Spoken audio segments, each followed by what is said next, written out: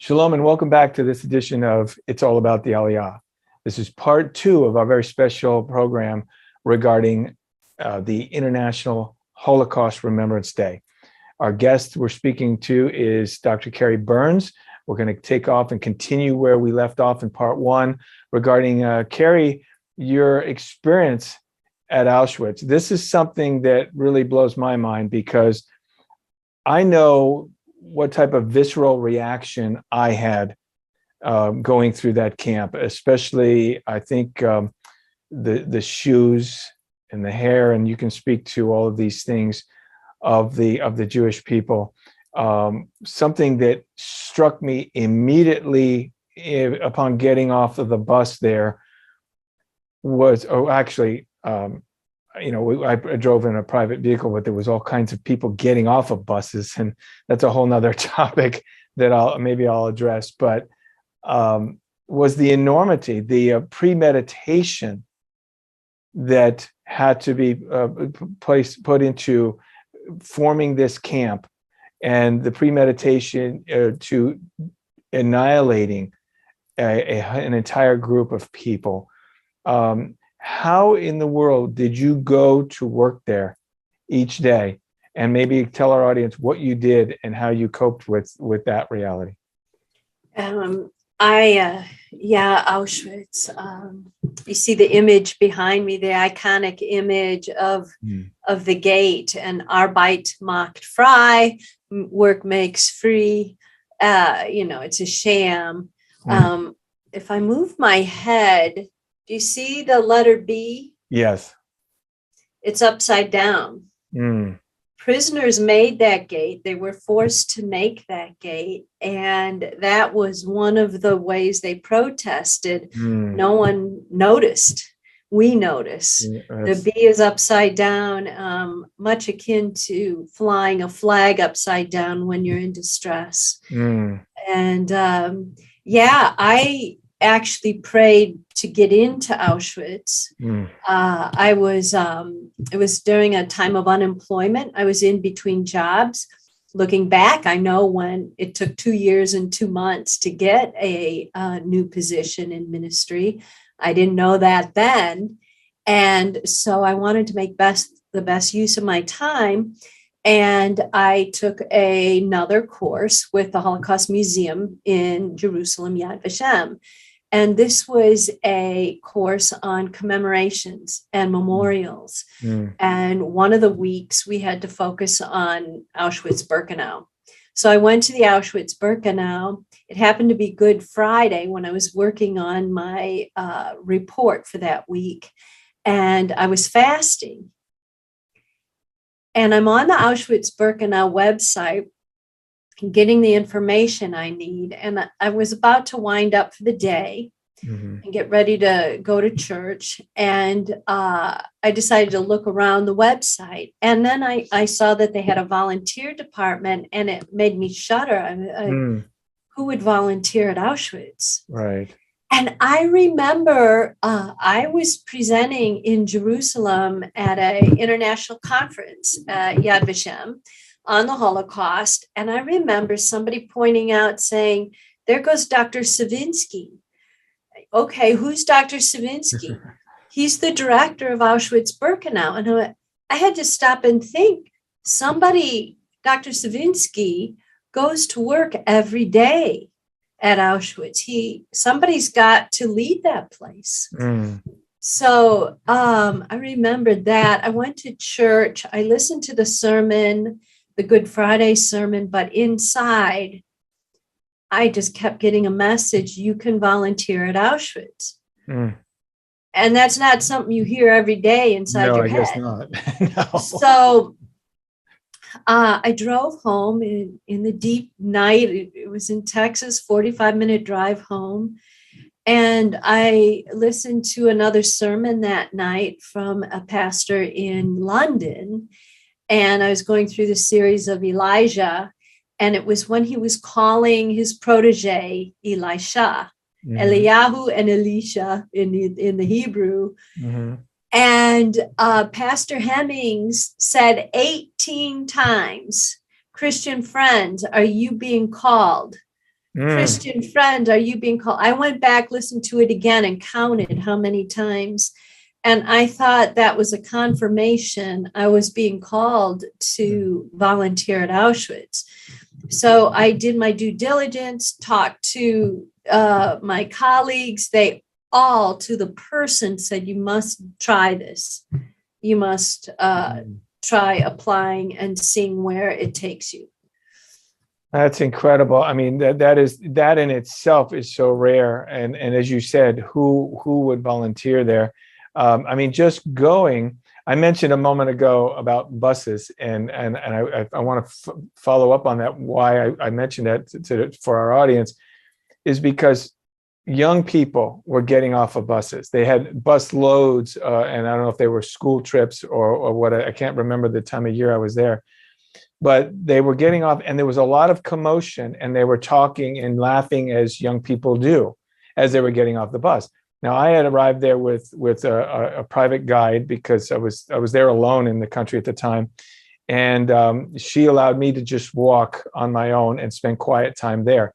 So I was observing these young people in their commotion and their laughter, and that it disturbed me initially.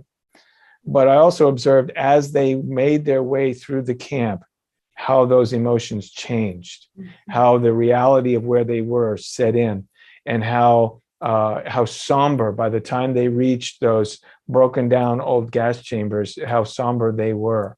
And I realized how important it is to have an Auschwitz still remain, an Auschwitz for a reminder, for a lesson to teach every generation since then, the horrors and how to avoid those horrors. Now, you went one step further, obviously, than just touring the camp. Tell us about some of the duties that you had there. Yeah, I did get in. I was accepted, and I then learned that I was unique. Americans don't apply, and also my age. Young people, the 20-somethings, are the ones who volunteer there, and the ones from Europe. And, it's interesting about the place doing its job, teaching people. Dr. Savinsky, the director's office, beautiful Catholic man, calls God his master. That's how he prays, my master. His office is in a former SS hospital right across from the gas chamber. He sees groups coming in and he sees groups leaving from his window. And he sees that the place has done its job. The transition has taught the people and has brought about the right. He says knowledge is important, but it's the empathy that he's after. Knowledge can puff up, as we know from the scriptures, but it's the empathy and the feeling and the understanding and the coming alongside that is the important thing that he's after. That is so profound. And I really hope and trust that this program and these two programs that we're doing on this topic have that same effect on our audience. We need to take a break here, Carrie, and to our audience, we'll be right back.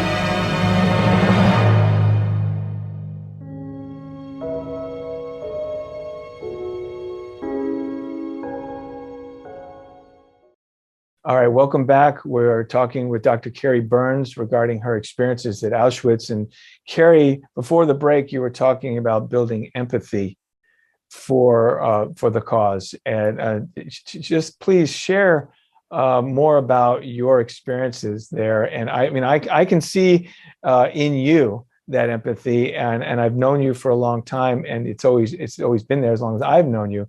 But obviously, this had to be a life-changing experience for you.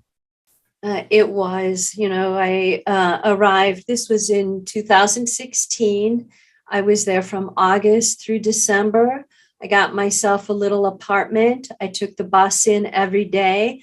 And from the bus stop to the entrance, I prayed and sang. And that's a whole nother story about praying and singing hymns at Auschwitz. And the effect that has. But they started me off, as they do every volunteer, by seeing what you're made of and what you're able to do, and how you're able to cope with it, and the kind of job that you do. And so one of the first things they gave me to do was to take care of prisoner uniforms. And what the museum would do is lend out artifacts to other museums and exhibits all around the world. And then they would come back, and you'd need to catalog them and put them back where they belong in special environments, and make sure that the condition is appropriate. And so I worked with actual prisoner uniforms. That's incredible. Then one day, I'm wearing all black, of course. I go in, and they ask me to take care of bedding that had been lent out. And now it's, bedding. Time went on in the camp, there was no bedding. But early on, it was gunny sacks, and they filled it with straw. Well, this bedding, we took the straw. The straw has been taken out because we don't want bugs and stuff to eat at it. Well, this bedding came back filled with straw. Whoever borrowed it for their exhibit didn't take the straw out before shipping it back to Poland. So I needed to get all the straw out. And I remember I was all alone in a barracks, working with actual bedding and watching groups go by, and also praying for those groups and seeing them going this way. And by the time they were coming this way, their dispositions had vastly changed. Yes, exactly. But as time went on, they had me working with the shoes. And so, one of the last things that the pieces of apparel that would be taken off before going into the gas chambers, and always children in arms and babies, whoever's arms they were in, would go straight to the gas chamber. No tattoo, no work. And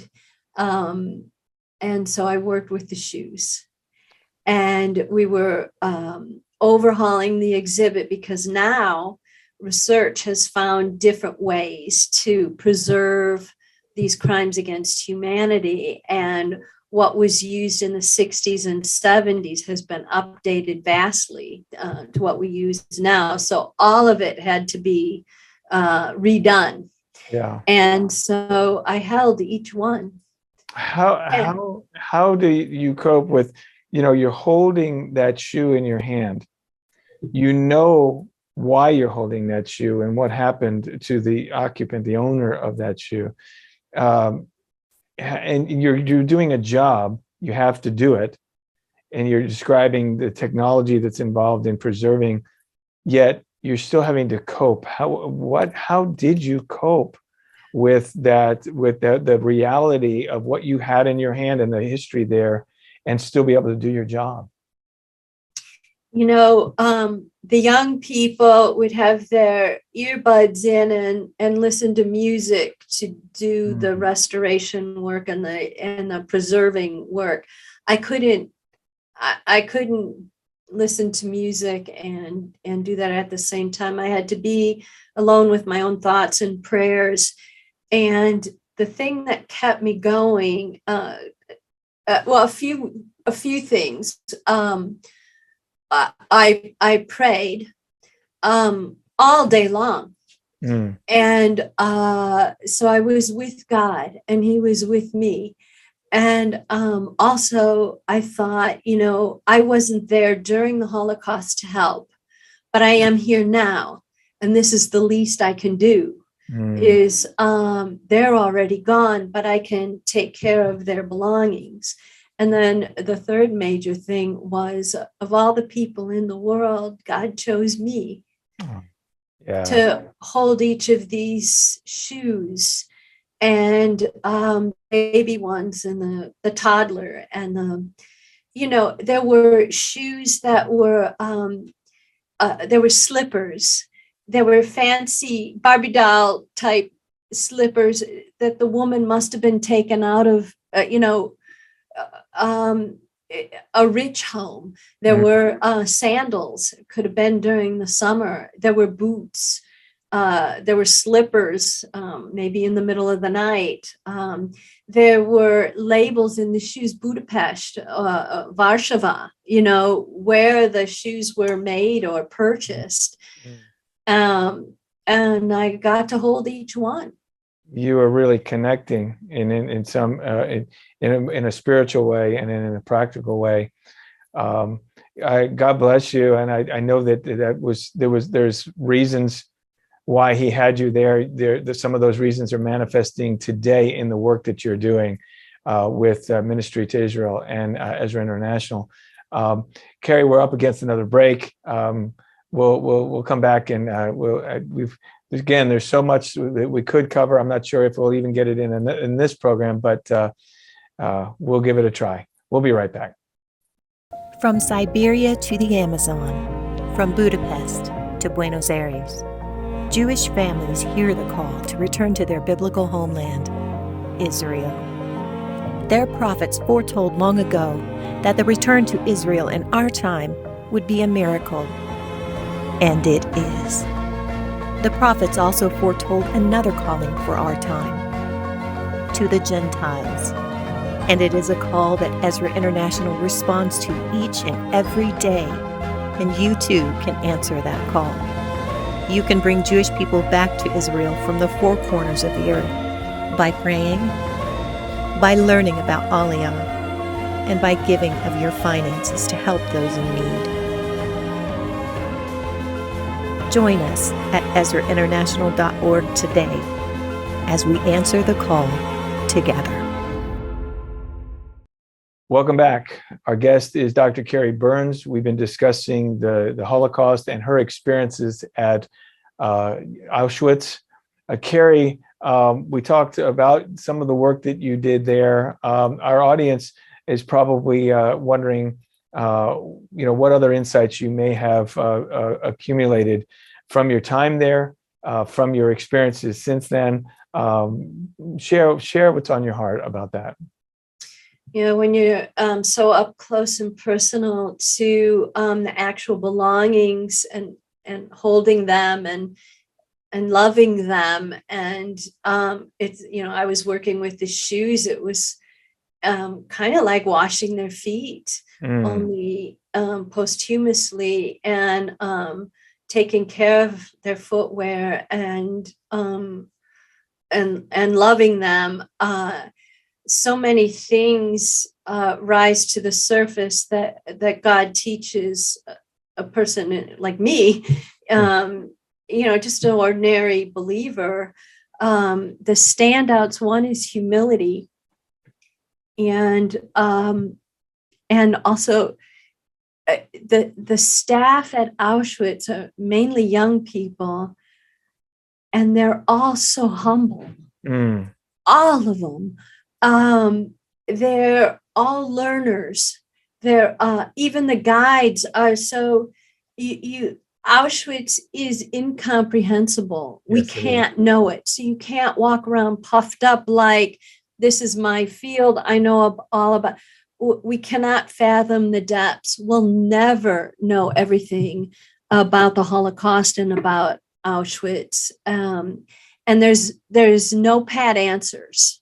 No. All the answers are complex. Mhm. There's no soundbite answers. It's multifaceted. So God teaches humility at a place like Auschwitz. Empathy, and going a step further than empathy, I think, is compassion. Mm. So we can empathize, but I believe compassion is putting the doing That's right. with the empathy, and it is higher than knowledge. It really is, and you're emulating our Savior. Romans 15 verse 8, it speaks of Yeshua, Jesus, becoming a servant to the circumcision, the servant to his people, the Jewish people. And I think if we're going to emulate him, it's not what would Jesus do, it's what did he do. And if we're going to emulate him, I believe humbling ourselves, which you just mentioned, is the beginning. It is a prerequisite to our relationship with the Jewish people, and I believe you've done that in a huge way. Well, thank you. But it's like there's no pat Christian answers. Oh, all things work together for the good. Oh, you meant it for evil, but God meant it for good. Oh, yeah, I know. It doesn't work. No, it doesn't work. You asked one of the most difficult questions earlier. I think it was in our program one. Where was God? That question lingers over every Yom HaShoah memorial. And again, no pat answers. And why would God let this happen? No pat answers. We see things through a glass darkly now, and we know that Israel was reborn, and that Jewish people now have a second opportunity, or for some, a first opportunity to get out of these countries and get to Israel and fulfill prophecies of a bigger, the big picture. God made a promise long ago. We look back all the way to the book of Deuteronomy, and he tells Moses, if you are scattered throughout the world, anywhere you're scattered, I will bring you back. And I think we're seeing part of that fulfillment, or in a big way, in our generation. But it's been going on, as you mentioned before, it's been going on for probably better part of 150 years, is that return to Israel, because of this ancient hatred that exists in the nations. Mm-hmm. Another biggie was faith in God. And I learned, faith in God is not the same as optimism. Things don't always work out. Good point. Suffering does take place. Bad things do happen. There doesn't seem to be happy endings at times on this earth. And it doesn't mean that life will have a happy ending. Are you still going to have faith in God? Yeah. It's not like, grit your teeth and God will do it. God will do it. Okay, but it might not be the answer you're looking for. Do you still have faith in God? That is a reality, and I'm glad you addressed that. I think there's too much, especially in the Christian world, of teachings that are more, life coaching type teachings. Have a optimism, have a positive attitude. But you're absolutely right. Where the rubber hits the road is when things are not going well. And we know, and maybe you've heard more about this, but I have read or heard of the many of the Jewish people going to the gas chambers, declaring the Shema as they went, and that's faith in their Creator till the end. Yeah, the Shema, Hear, O Israel, the Lord our God, the Lord is one. I believe God's name was uttered more at Auschwitz than at any other place on earth. I believe more prayers were said at Auschwitz than any other place on earth. I believe it's holy ground. It's sanctified. I didn't know that going in, I thought it's a place of horror and degradation and humiliation. It is. But there's something about it that God is, it's sanctified through all the prayers that were said in those gas chambers and every day in everyday life there at the camp. We don't have the mind of God. That's another thing I learned. You know, Job said, I clap my hand over my mouth. Shut up. I don't know anything. God knows it. We can't understand. He's got a purpose and a way. And I fear him and I love him. And he's holy and he is the God of love. And there is more to this darkness that will someday be revealed. Wow, that is so profound and well said. Auschwitz stands as a symbol, a contrast between the God of this world, the creator of the universe, and the evil forces that exist, and the force that would say that they're above God, and trying to call. If the Jewish people disappeared from the face of the planet, which was the intent behind the Holocaust, then God would have been a liar, and we know that He is not. And this is the struggle between good and evil, the satanic struggle between Jehovah, our God, the God of Abraham, Isaac, and Jacob, and the world system and and satanic powers. And Auschwitz stands as a testament to that. And I think you're absolutely right. It is holy ground.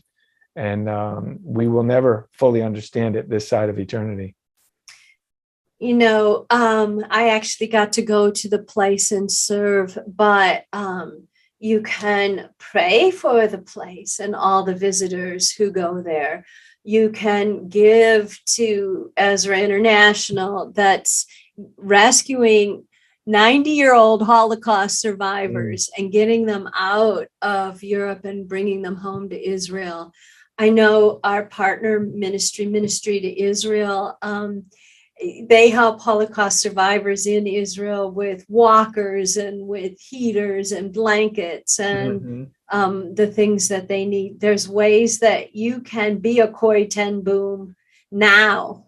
And she didn't go for the notoriety. She got it later, but that's not why rescuers do what they do. They're called to do what they, and all of us are rescuers if we get behind this work.